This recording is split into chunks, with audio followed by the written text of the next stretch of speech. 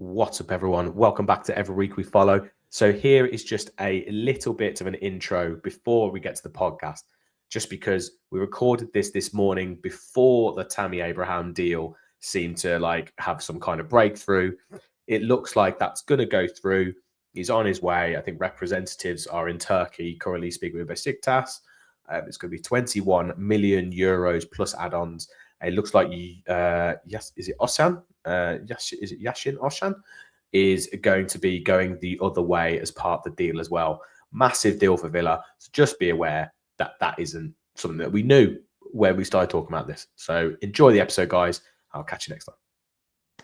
What's up, everyone? Welcome back to Every Week We Follow. So today we have got a review of the Fenerbahçe win in the Europa League from Thursday night. Well, night-ish. It was a 5:45 kickoff. I actually quite like the whole 5:45 kickoff thing. It meant that I could watch the game. Henry would go to bed and then still have my evening. I quite like that. Yeah, it was quite nice. Yeah, anyway, I'll take that. Random talking point. Apologies for everyone. A couple of people have asked where I have been. I've basically been off the planet of the Earth. I've had. He's an astronaut. Yeah. Condescending to outer space. I've had some kind of chest infection or flu. One of these viruses that go around. I'm still not great. So if I do cough, apologies. Sorry for any croaky throats. I'm still a bit ill. Obviously, you need to change your name, mate, to Sick Note. There we go. Change it to Jadon Sancho. Anyway, as always, link in the description or scan the QR code. £5 donation, please, to Acorns to enter to try and win a signed ball and some signed memorabilia from Peter With and Brian Little. We are also running Every Week We Predict, which we'll show you later. If you sign up to that, completely free, just use your email address. And you can join the competition for predicting Villa matches and scores. It's kind of like think Super Six, but only Villa. It's a little bit better. It's really hard to find anything like that online. I had to make it myself, which is quite crazy. And then the final thing, obviously, if you are new here, please do subscribe. We are on the way to try and hit that 2,000 subscribers. It'd be brilliant if we could get 50 likes on this video. I think I'm probably punching if we're going for that. Yeah. But let's give it a go. Let's go for 50. Come on. Big 5-0. Anyway, Gary. Mate, dreaming big on Friday. Dreaming big. Yeah, I'm going big, mate. I'm going big. Yeah. What were your thoughts yesterday? You were on Sky this morning, 10:20, chatting with Jay and Tom, I think it was. Yeah, Jay and Tom. Yeah. Obviously, there were talking points with the whole Unai Emery malarkey. They love to ham it all up. Well, they didn't want to talk about the game much. They just wanted to, kind of, I don't know, make out as if we were on the edge and Unai Emery's lost his mind and he's now abusing players, which obviously is not the case. I think, I think as Villa fans, we know that where Unai Emery's brain's at, and Tielemans had just been booked. I think he just wanted him off the pitch. He's probably already thinking about Newcastle, thinking about, that if you look to the pre-match press conference when he was with Buendia, I think this game was a bit of an inconvenience for him. He's like, I know it needs to be played, we need to do it, but I've got so much I need to get done in the next kind of week and a half that I could really do without this at the moment. And I think his brain is just like, we know what he's like. It's the 91st minute. He's already thinking about the next one. Mate, just get off the pitch. Even though Tielemans wasn't coming off anything, I don't know. I just think it's something of nothing. And we move on. I think there was I think surely before it though, I think he had delivered 2 corners that didn't beat the first man. So maybe he was moaning about that. I think he was frustrated about the booking in the 89th minute, because it puts him, I don't know how many he's had in the European fixture. I don't know if he's close to a suspension, and I need to check that out. I haven't done that this morning. So can you let us know in the comments? Set though, right? At the knockout stages anyway. I don't know. Is the honest answer to that? Let us know in the comments as always, because on Every Week We Follow, we never know any of this stuff. There's so many rules that you've got to try and get your head around. What the fuck, man? Just keep it simple. That's what it should be. It should be that it gets wiped out for the knockouts phase. But they change the rules all the time, and so I don't know. Let us know in the comments. I think it's the same with cup ties.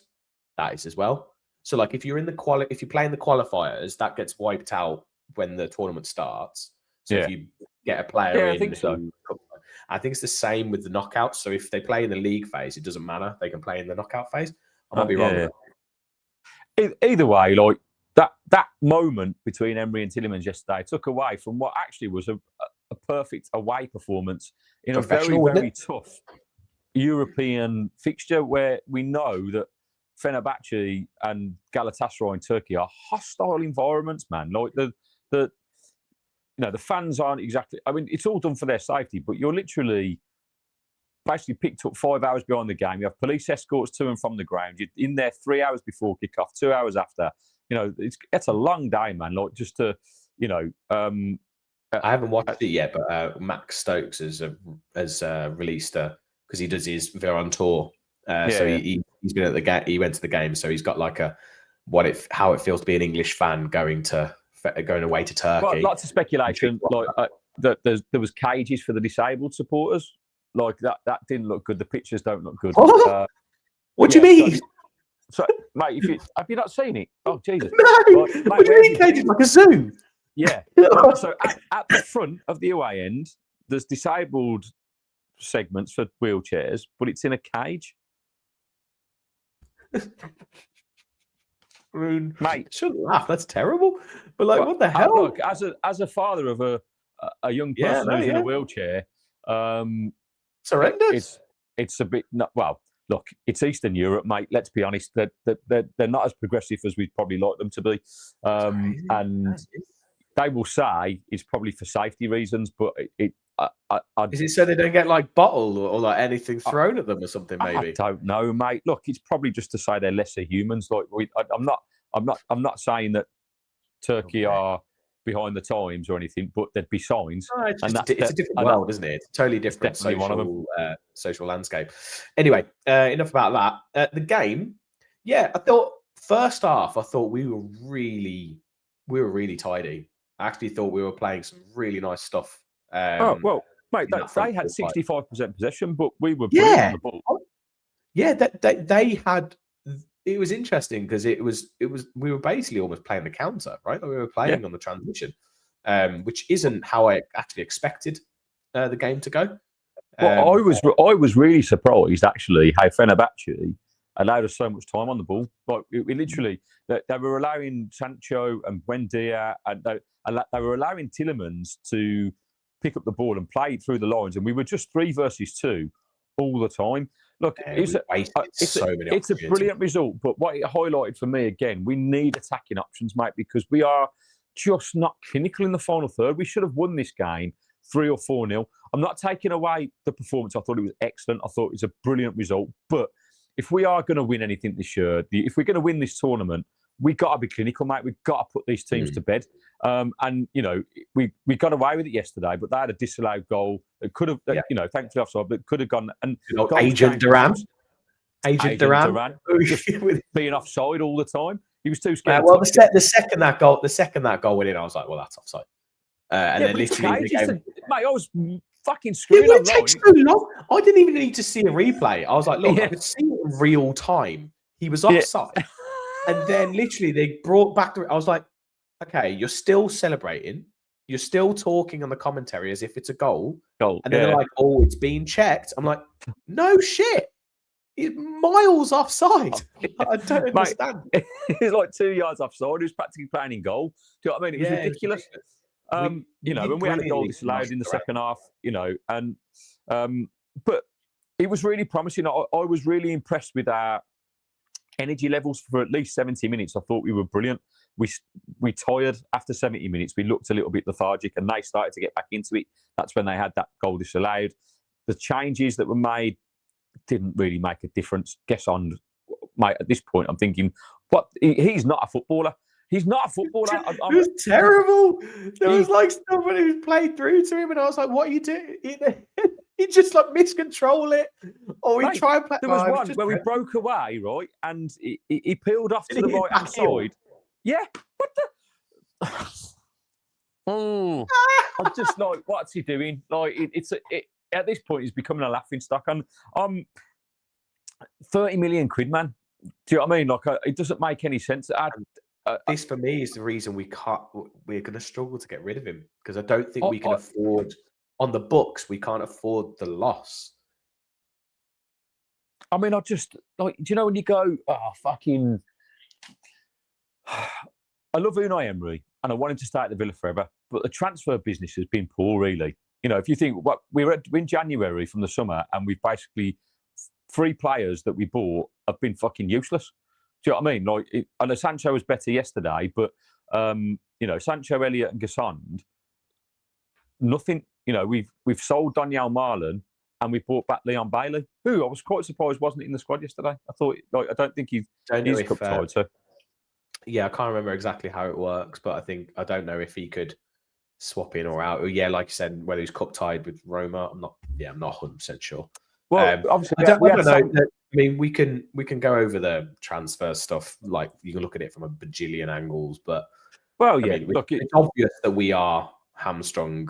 No way were any of those like first choice signings.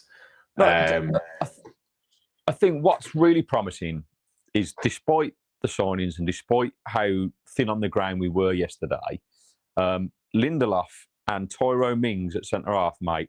Unbelievable, mate. Unbelievable. Like, Bizot got a lot of the comments. Marco Bizot as well. And I realised he made a fair few saves, but expected for a goalkeeper. He made the save. He was excellent, don't get me wrong. But Tyrone Mings, for me, a guy that's been out for the best part of 3 months, to come in and just play at that level, from that, like, to boss John Duran. We know that John Duran's a handful and can be a handful if he wants to be, right? And he just didn't take any shit off him. In fact, twice he threw him to the ground. Like, fucking you little twat. Right? It was. I'm sure there was one bit where he fell to the ground and then the ball had gone away and then Tyrone Mings just went past him and just like rubbed his head. Yeah. And I was just like, oh, can you imagine? Can you imagine? I mean, he would have been desperate. But no, he would have been mate, desperate to do something. I find it amazing that people criticise Tyrone Mings. Now, don't get me wrong, pre-Emery, right, he made mistakes and cost us goals. But when Emery took charge, that didn't happen. He was one of our best leaders on the pitch, right? And he's one of our quickest defenders. And so he's been unfortunate with injuries, right, for sure. But to come back after 3 months out and put in a performance like that in a hostile European environment, to not only dominate the air, to not only dominate Duran, but what he brings and what we desperately needed yesterday, which I was worried about, because I didn't even think he'd start, Mings, but was the leadership on the pitch. Missing McGinn is massive. That was proven against Everton. When McGinn went off, we didn't have anybody that got the game by the scruff of the neck. We should have won that game still, but we didn't have that leader. He brings that in abundance. You know this being at Villa Park. You can hear Tyrone Mings over 40,000 people screaming stuff. He's fucking immense. And so I think he deserves all the plaudits. I gave him man of the match on analysis for me. I thought he was superb. And probably almost got himself a goal as well in the second half. He chested the ball and I was like, "Oh, Tyrone, you silly fat bastard! If that had gone in, you'd have been like it'd have been fucking." I think the thing with Tyrone is, like you said, I think it's the same with both centre backs for that position, Pau Torres and Tyrone Mings, that left centre back position. That they've got their own weaknesses, or they've got their Mings. He's just got a mistake in him, hasn't he? He's just got every now and again. He's got this. Yeah, but so was Pau, mate. What I'm saying this is what I mean. This is what I mean. This is what I'm saying. But whereas Pau has that forward playing ability, right? Like we know of, and we know that. Mings wasn't there. It was Lindelof, and we said we were missing Pau's forward playing ability, even though Lindelof did very well. And so then he comes back in. Then you play Mings, and it's like, cool, we've got the aerial prowess. Actually, he would have been the perfect player to have on the pitch when we lost a Nana against Arsenal, for instance, because he would have given us physical dominance in presence, the air, right? Yeah. Then, it's like, you want Powell's forward playing a bit. You can't play them together, apparently, because they're both left-footed. And so it's this annoying kind of conundrum with the two. But I personally, I love Tyrone Mings. It's just that durability, and like we spoke about before, he's getting older, and those niggles start to get worse or take their toll. Well, it's the recovery, right? So injuries pick up, and then it's the recovery getting over them. So it is whether he'll be here past the summer, I don't know, but he's got a really important part to play between now and the end of the season for me. And what's really nice is that we managed to rest Konza yesterday. We didn't have to use him, and I think he needed it. I thought he was poor against Everton. He kind of dwelled on the ball loads and just looked a bit sluggish. So, we need this. We need a squad, and that's what we've got. The parent Mings debate is chalk and cheese for me because they're so different as centre half. So they're not. It's not like for like. You've got a ball playing centre half in Pau that, for me, people have called me crazy for this, but should be playing as a holding midfielder because as a centre half, he lacks any pace. And so if the midfield aren't there to protect him, we're fucked because anything that gets turning him around he ain't going to win, right? So whereas Tyrone is a monster. He proved that yesterday. Like, you just don't go past him. He's a brick wall, and he's got pace to kind of get back at you. So it's if you could combine the two and have like the ball playing ability of Torres and the defensive capability of Mings, you've got a fucking £150 million fucking centre half. I was about to say, I mean, that's like, that's basically an absolute superstar. But I think, Neil spoke about it, and I'm tending to agree with him when he was saying Emi Martinez probably not here next season. Mings potentially not here next season. And then there's a couple of other players there because Mings is on, I think, 100k a week, even after his cut, I think. And then Emi Martinez is, it's like 150k. He's the highest paid player, right? That's a quarter of a week in wages, like just from those two players. So, and for me, I said it in my analysis, I was like, that performance yesterday from Bizot, I mean, yes, okay, he's had a couple of clangers, but so has Martinez. And I'm kind of like, this is exactly why I'm not massively worried if Martinez does go. No, I think. Personally, I love Martinez. Don't want him to leave, but I think it's probably inevitable. I think with the speculation that was around the summer, I think it will happen. I think we will. I think the beauty of it is that Bizot has been an upgrade to Olsen, which would have been a worry if we'd have lost Martinez with Olsen. That's a concern. I think it then allows us to go and get a younger goalkeeper to kind of play second field to Bizot, and names mentioned maybe Trafford from Man City. They signed him. He's a young English goalkeeper who's decent, to be fair, right? I'd take that. There's a couple of other people in Europe as well that I think Neil mentioned that could be potentially available. So look, that's an option. And if a clear out in the summer comes, then that does enable us to spend a little bit more money. Now, we won't go crazy this summer. We won't be able to, but there will be changes for sure. I think that we will be able to get probably one or two key signings, right, and probably pay a little bit more than we probably would have done in previous years. And then it will be a clear out and loan deals and making things happen. And then if we can emulate what we've done this season and be in that Champions League contender, if we get Champions League 2 seasons in a row, mate, this club is going to go fucking mental. We're going to go all out. I promise you that's going to happen. Yeah, I think this summer might be a little too early, but if we manage to get the Champions League again, I think we'll go as big as we can. Apparently, the financials obviously are looking good. So, I think many people have reported our revenue's been higher, which obviously is propped up massively from the Champions League season campaign last season. But we're still massively hampered because of PSR, not a problem. But of course now it's SCR. Yeah. And so now we've got this stuff with Europe. And there's a lot of things embedded in that. But it makes sense now, right, with that as to why Marlon was sold, because 140k a week, right, get that wage bill off us. 25. Say, if Emmy goes, then that's another 150k a week. Like, these are all things that are going to reduce it for next year. And actually, so in terms of, it's not just the salaries; it's so there's amortization with the player fees. So even with the sale of Marlon, for instance, we don't, that 23, was it 25 mil or whatever it was, doesn't go against our balance books. It's spread out over 3 years. So it's like 8 minutes, fuck all. And then there's the salary, there's agents' fees, there's all kinds of shit that goes into it. I was watching a video earlier. Someone did like a breakdown because I think there was a report released that we're around 71%. We need to be at 70, right? It's actually close to like 79. So there's still quite a lot. There is a lot to do because, like you say, I think the best person that's broke this down is Adam, the SCO.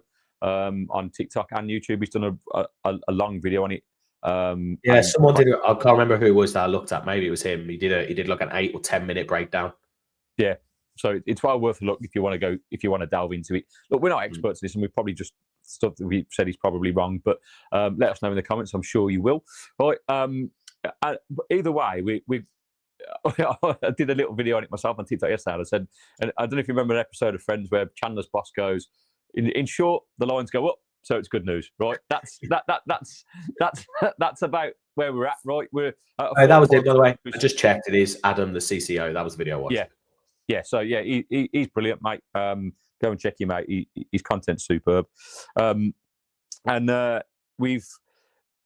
As long as we're going in that trajectory, and you think about all the things that are happening at the club, like in terms of the stadium development, the warehouse, which isn't fully open yet, but will be a music venue, having that a regular basis, having events at Villa Park still, which no doubt will happen in the summer again, there's and beyond. Like you've got an infrastructure now that's working towards getting to that point. And I just think if we can ride the next 2 years and keep our manager and keep our owners and keep the core of our squad, right? Then we're going to be okay, mate. I think it's coming. We're talking about that legacy. Obviously, day in, day out stuff gets stressful, and the whole Tielemans thing, if you think about it, it makes sense for Emery to react like that in a way, because if he loses Tielemans to a suspension, right, or like that, we literally have then lost our whole midfield. We've got Onana who's coming back from injury. Great that he got minutes yesterday, and he's going to be key too. We can't afford any more injuries now between now and the end of the season, because it's whatever happens in this transfer window, he's not going to want to panic buy. He's going to want to try and get a couple of players that he potentially wants. If it doesn't happen, it doesn't happen. So, if it doesn't happen, don't get all jittery. I just think it's kind of, he'll do what is required to get the team. And we spoke up via text earlier about, Douglas Luiz has been mentioned. And while, I'm not a fan of going backwards, actually, if for the now, a bit like the Tammy kind of situation, they know the club, they know what's expected to do. It would be a good backup player to have to Watkins, a good backup player to have to Onana, that knows the role. Do you know what I mean? So they know the club. So, for me, it helps. They know the staff. So it's not like they're going to have to get used to a new place or anything like that. Like they should be able to kind of slot in and hit the ground a little bit. Ground running, which is what we want. It's the same with Leon Bailey, mate. I'm praying that he comes back. I can't work out what's going on. Yeah, I can't work out whether. I imagine Bailey is there to potentially have a space in the squad and actually play. I know there's been some rumours around Ajax potentially in for him. So have we brought him back to actually maybe later in the window make some money on him? I don't know. Well, maybe, but at this point, if he's here, we've got to utilise him, because at this point, I think he'd be a better option than Gasson. Gasson is an absolute waste of time. I don't. He's not a right winger. He's not a right midfielder. He's not a right winger. So it's just like, okay. There's one thing not being a right winger, but he doesn't look like a footballer at the moment, let alone a right winger. Right? So can you just look like you've played football before, rather than looking around the pitch as if you'd fucking a pigeon. Turkey's nice. Yeah, Turkey's nice, mate. What am I having for dinner? Oh, yeah. Mate, I think I genuinely believe in his brain. He's like, I can't believe it worked.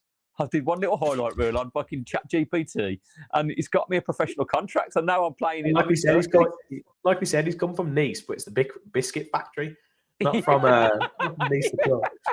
Oh God. Anyway, so back onto this. Obviously, they probed you a bit on this on Sky. They were trying to make much of nothing. I think you're right. Like, as in, he came out. What was it after he said he's my son or something like this? Oh, that's such a weird comment, right? But. It's like a family feud. It's like a little family feud. If you watch the Sky thing, Jay Bothroyd basically said, my son's pushed me in the chance, but then I had to show him who's boss. And I laughed about it. I thought, yeah, but you can't. What have you done to your son? Do we need to call child services here? Like, what's going on? I felt like I was in the middle of a fucking safeguarding meeting, and that's live on Sky. Look, this is nothing. Again, that picture doesn't look great because Emery looks really angry. He looks like a vampire about to. He was.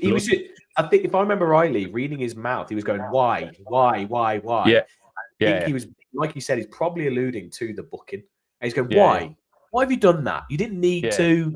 Like, you've now picked up a yellow card.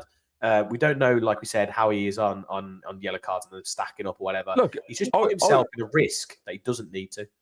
I said on Sky that the things you have to understand about Unai Emery is that on the sideline, his heart's on his sleeve. Like he's literally living and breathing every moment of that game. Like his emotions are so high. He's cool, calm, and collective in front of a camera. And you know, I'm convinced he hates doing that media stuff, right? But what you see on the side of the pitch is what you get, and that's just a guy that genuinely believes in what he's doing and the cause. And you know, you're going to get moments like that. And I tried to say, look, you know, show me another instant from where Unai Emery's done that. You're probably not going to find one. Like it's not something that's a regular occurrence. This is kind of thing that's not like not frustrating me with Unai, but at the moment, there's a few things that are kind of like keep coming up after games, and I'm like, why just get back to what you were doing before? Why like the non-shaking Arteta's hand comes in a big thing. Where's the good evening? He's gone. There's no good evening anymore. And then there was the thing where he was silent and he was like didn't say anything to the reporter and just smiled. That was weird.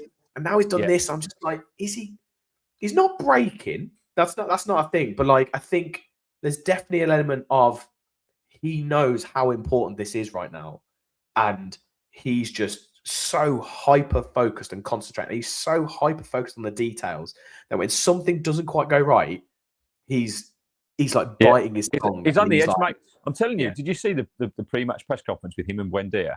Right? No. Unai Emery looks like he hasn't slept like since Sunday. Right? I promise you. Right? I saw a screenshot of it, or like the thumbnail. I thought it was from like previous seasons. His hair was longer. Mate, he hasn't slept. He's basically been at the office, right, and on a plane, on a coach, whatever. Right. So that hyper focus. He like you. I think you hit the nail on the head. Then this is such a key moment for us in terms of getting the transfer window right. That if we are going to bring somebody in, that it works. Because if we don't qualify for the Champions League, we are fucked. Like because it will mean we will lose half of our squad, right? And you've almost got to start again. And also, but if you've got Europa League, that's Europe 4-year seasons in a row. But that's not what we're building towards. We're trying to build towards competing in that top echelons. And actually, from the PSR, SCR perspective, we need that Champions League money to kind of balance the books for next year, don't we? To come back stronger. For us to spend any money, to gamble on it. If the owners are going to gamble and go, well, we'll just take another fine because we'll be out of that SCR. Do you know what I mean? For when it comes down to it. So it's a really tough time. I wouldn't want anyone else at the helm because I don't know anyone that will be that focused on it and that concentrated. It just means we're going to get weird incidents because when you're sleep deprived, mate, you know, you've got a young kid. I know I haven't slept for fucking 5 years. You do crazy shit, man. Weird shit. You do weird shit. You don't know what time I still do it now. I took Abby swimming yesterday and she has this little bean bag, right, that I use to prop her feet up. And I get to swimming and I open the bag and I've put a fucking cushion in there. Like, and I was like, what the fuck? Like, but I've been up at 3 a.m. and 4 a.m. night. So you just go, I'm on autopilot at this point. I'm thinking about what's. I'll put formula in the cupboard. I meant to put it in the fridge, and I've like, all sorts of. It's just a nightmare. Anyway, ADHD track, mate, and I'm convinced that Emery's on that spectrum. Oh God, sure. Emery's 100% on the spectrum. Jesus, it's not normal. Anyway, back to it. So Fenerbahçe, obviously, fantastic win. What it has done as well is I'm not going to get the table up. I can't remember how to work it out. But with I think it was Bran scoring in the 100th. Yeah, Bran Flakes. All Bran scoring in the 100th minute against Midtjylland. Midtjylland. I really badly when I was younger. I thought it was Midtjylland or something. I was like, oh, this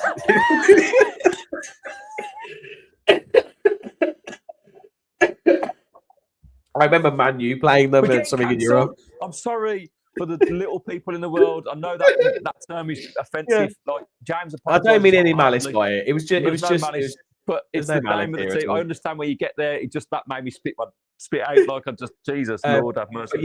But yes, it was with that, it means we are now second, not on goal difference or anything, on points, which means it's in our own hands to get those return legs at home in the knockout stages by getting that top 2. That is massive.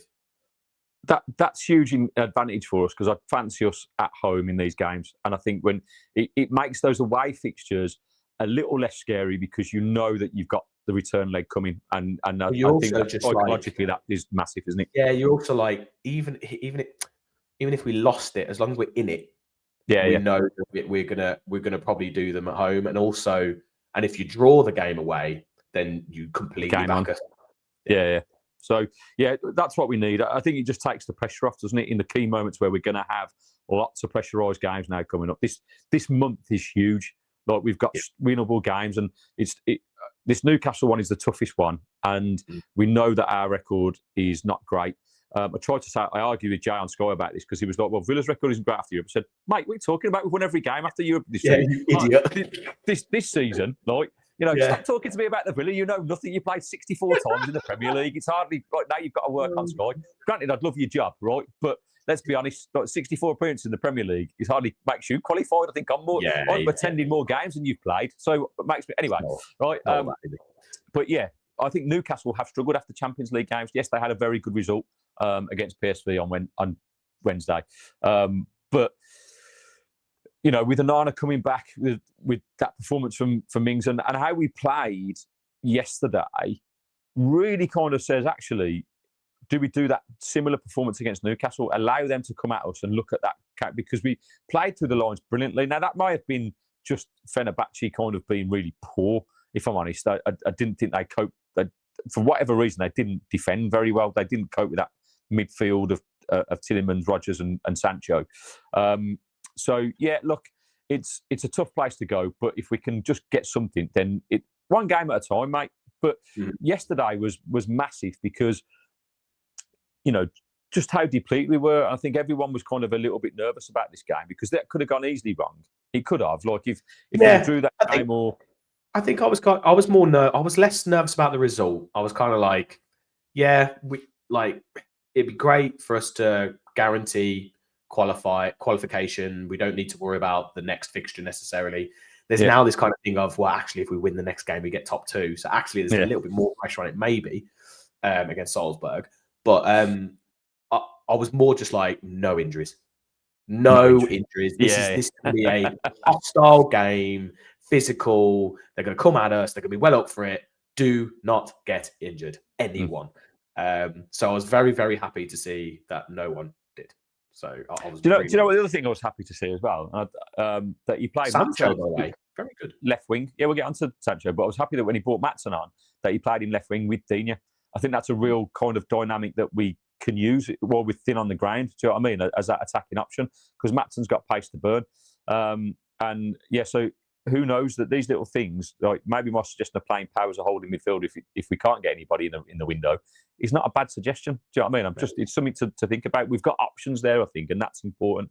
And at least Emery doing things like that shows that he's willing to have a look at these things. So, watch this space.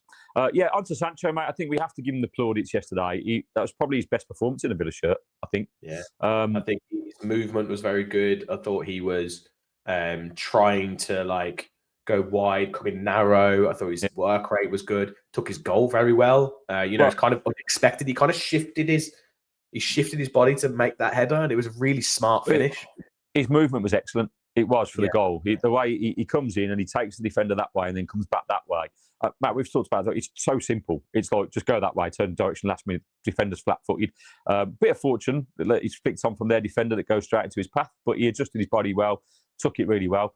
My only criticism, mate, and this is not just of Sancho, this is of all the forward line yesterday, that we weren't clinical enough and we should have been 2-0 up at half-time. Like, he had a great chance where we completely carved him apart, and his first touch in the box, was just shocking. There's a couple of times and they block it. And then in the second half, Watkins did really well to get to the byline, pulled it back to him.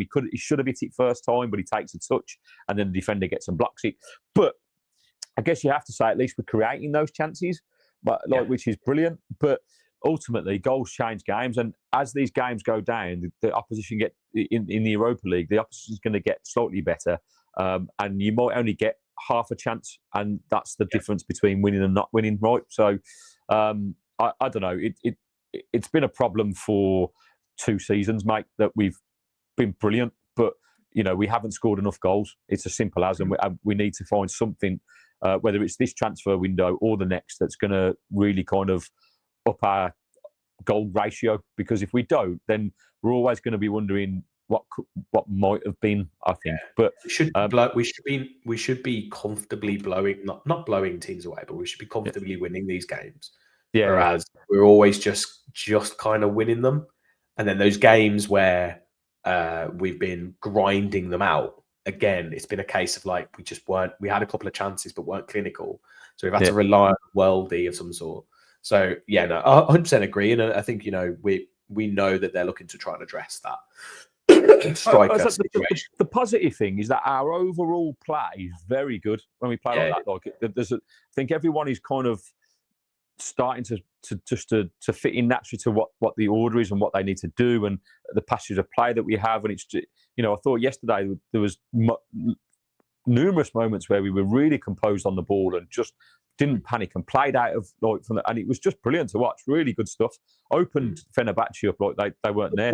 They were a little nice little flicks in the first half. He sometimes does those flicks and then they look awful when they don't come off. But yesterday, quite a lot of them did come off, and it was really nice to watch. No, but a lot of 1-2 touch stuff, mate, in and around each other. Good understanding from each, from Rodgers, Watkins, Buendia, Sancho, Tielemans. They all linked up really, really well. And I think I said before the game that we know what to expect from these players. They've got that capability. It's just whether they do it consistently. I was worried about Sancho. I said, look, this is a time for him to show us what he's made of, because ultimately, he's a fabulous player, Sancho is. He's got all the ability, mate. But obviously, his head's away with the fairies, mate, at times. And what I will say, he's had a couple of moments where I think it was against, who was the last team we played away when Tielemans scored and he came off all frustrated in Europe? Oh, God. I can't remember.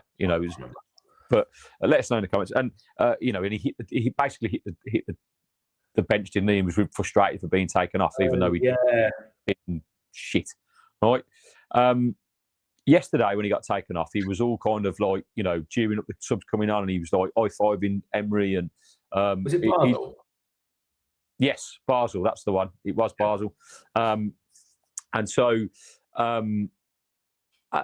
hopefully, we're seeing a bit of a mind shift from him in that that there is a place, and if he knuckles down and does what we know he can do, he's a real threat and a real option for us on that right-hand side. Because ultimately, if you give me a top-level Sancho or Bailey, for instance, I'm picking Sancho all the time. He's got the ability. He just hasn't done it consistently enough, and he showed snippets of everything that he at Man United and Chelsea.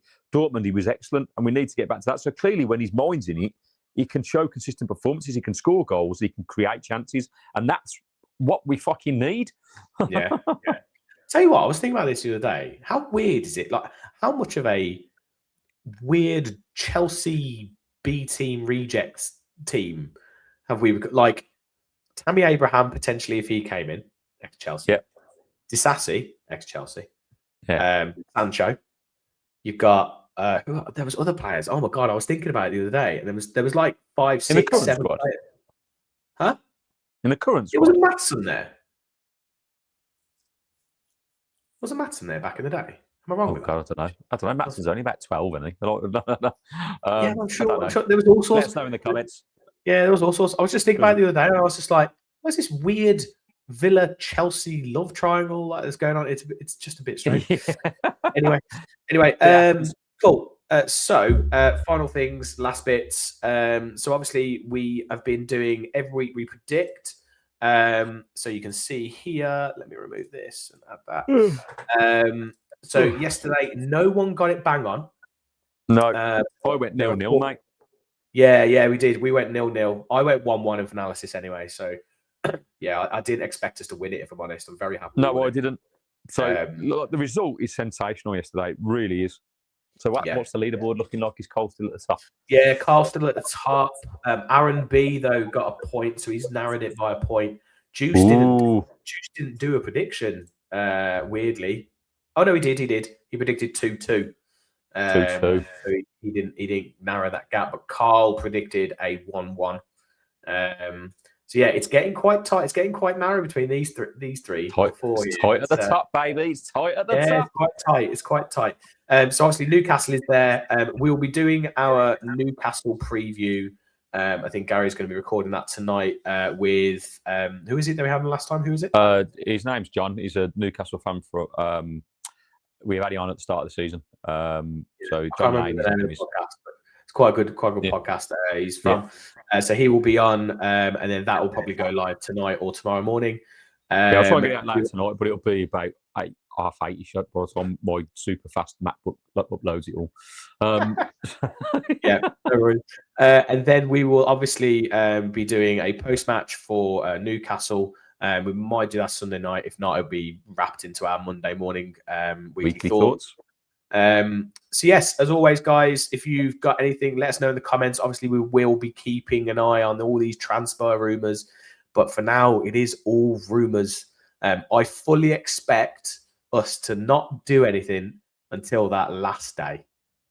I think we don't. I think at the moment, with the way all our finances are and the way it works, it's the only time where we know exactly what we've got to play with.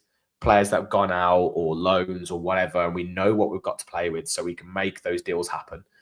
I just feel like until that point, I don't think we're going to see anything coming in. So what's that next? Is it next Friday? Yeah. No, it's like the Tuesday or something. It's like the second. So it's second. I think it's a Monday, isn't it? The second. So it's day before his birthday. Week Monday, then. Week Monday. Yeah. Well, look, as a final thought, mate, there's two things to think on this: head and heart. My head says get the business done quickly as possible because we need reinforcements. But we all know that there's lots of T's to cross and lots of I's to dot. So my heart says get it down to transfer deadline day. I'm going to go live on TikTok for the whole day. Right, so don't watch. Well, we'll watch it with Sky Sports, but watch me reacting to how they come in. I'm going to do a live Gaz Bennett deadline day transfer window, mate. It's going to be hours of you just being like, nothing's happening. Nothing's happening. Nothing's happening. Oh, look, we'll talk about other people. We're having for dinner. Oh, yeah, cool. Yeah, fine. That's good. Yeah. A day in the life of Gaz, while I'm just pottering around, jumping in as it happens. Basically, I'll come off the camera and it'll just be that. And then I'll just jump in when something happens. Live! Whoa!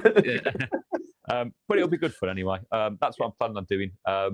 So, yeah, there is that. So, look, it's one of them. We know what needs to happen. I think it's happening. Even Emery said in his post-match yesterday that that we look on to Newcastle and the weeks ahead to get in stuff that we need to progress. That's what he said, which says to me that the stuff in the pipeline, it's just about making who it is, whether it is Tammy and Mateta or Mateta. Some of the names and stuff that are coming out is crazy. I'm just like, in what world are we ever going to... I'm a little bit excited, though, because of what happened last year. I didn't see Asensio and Rashford coming from a million miles away. It just wasn't on my radar. And so there's all this speculation going on about these certain players, and you watch him pull out something fucking spectacular, and we just go, how the fuck has he managed to do that? Hey, and we're all going to go... The stuff for Gonçalo Ramos from PSG, that, it's just not... I just can't. I mean, obviously, we've got a good relationship with them, with all the Marco Asensio stuff, but I just can't. Yeah. I can't. Mate, this is the danger of the internet. People can write whatever they want, right? So you can just make it up as you go. I'm pretty reliable journalists, though. Like I said, it's pretty reliable people who are saying some of these things. I tend to only try and comment on stuff if I see it's from a legitimate person or play. But yeah, it's just some of this stuff. I'm just sitting there going, but how? Unless the only way is if we've got a loan with an obligation, right? Surely there's a little bit of this element when the transfer window's open. I understand the speculation when the window's closed, right? And you can kind of second guess things and make things up and go, okay, I've heard this or whatever. But surely there's a little bit that the clubs are going, right, let's target this journalist to get this out. Because if PSG want him off the books, for instance, right, then all of a sudden we're talking about him and he's in a shop window and now clubs are, oh, he's available. I didn't know he was available. Yes. Right. And, there's a lot of that. There's a lot of smoke. So like I actually think it'd be interesting. I think it'd be good, but I actually don't know if he's the prolific clinical striker we need because he actually misses a lot of big chances, is Mateta. Now, the thing with Mateta is I actually think that's just pressure to get Tammy over the line. I don't think there's anything in. Crystal Palace are saying they want 40 million quid for him. We are not paying 40 million pounds for Mateta. That is not happening in this window. Right? No. It's just not. Well. To be fair, Juve I think have offered. Is it a loan with an obligation? So I think with all these things, we could do a loan with obligation. Now, the one thing we have heard, which I know I was probably going to be bullshit, but send Evan Gassond to Crystal Palace, right? And as well as so maybe 20 million and Evan Gassond. Mate, if Unai Emery does that bit of business, that'll be the best transfer in world football, honestly, because again, Evan Gassond's not a footballer. He's just not. Honestly, it's absolutely incredible. So hang on. So latest things are just looking through any of the news here. So apparently, according to a journalist, Villa have now made what is described as a serious player plus cash proposal for Tammy Abraham. Apparently, looking at Yasin Ossan being included, the youngster. Okay. He's currently out on loan, I think, isn't he, to Anderlecht. So, yeah, there's potentially something in the works. Look, the Tammy thing's just dragging. I'm just kind of sitting there going, just get it done. Like if they want an extra 2-3 million, just fucking. Mate, I'd be amazed. That's going to be announced soon. Surely they're in Turkey right now. You might as well just get it done while you're there. We were in Turkey. That's why we were there, weren't we? Anyway, so surely then, they can have chat. It just makes sense, mate. Just get it done while you're there, right? Let the team come back and rest. Unai, go to fucking Besiktas, pick him up, get him on your plane, and then just fucking get it done. Right? Stop fucking around. Right, mate, let's reduce the carbon footprint. Let's get him on the plane with the squad. Do you know what I mean? Let's save all these multiple flights with the private jet. Let's get them all on the same plane. And imagine that jet. If you can't coming back, he just signed Tammy and he's on the plane with you. Like, it's just be epic. Right. Anyway, I think whatever happens, new signings will hopefully give us the uplift we need. And if we can beat Newcastle on Sunday, and it's a massive if, right? It is a massitive if. We haven't beaten them since. When was the last time we beat them? 2005, I think. At St. James's. St. James's, and it was a 3-0 win. Do you know who scored it? There was 2 goal scorers for the 3 goals. Any ideas? It was an early one. For Sal? No, it was Juan Pablo. Juan Pablo. And then the other 2 were a certain Mr. Gareth Barry. Gary Barry, yeah. Mate, wasn't that the game that Kieran Dyer and fucking... I might have been, Maria started fucking fighting each other. And it was, because they had 3 red cards. Got sent off for handball, and he's rolling around like he'd been shot in the chest. That was hilarious. Yeah, that was the last time. Stephen Taylor had a red card, and then Kieran Dyer and Lee Bowyer both got sent off in the 82nd minute for fighting. Look, it's one of those, but I don't know. Like every time I feel like we're down, we seem to just find something. Like the loss against Everton was poor. But then we've bounced back yesterday and played really well. And, different opposition going to St. James's Park. I think they're a better side than Fenerbahçe. Looks like Guimaraes could be out. But, anyway, we'll cover that in the podcast later tonight, and that'll be out. So I look forward to that. So, look, thanks for tuning in, everyone. Make sure you hit that like and subscribe button. And we'll see you on the next one. And as always, every week we follow the boys in Claret and Blue. See ya. Peace.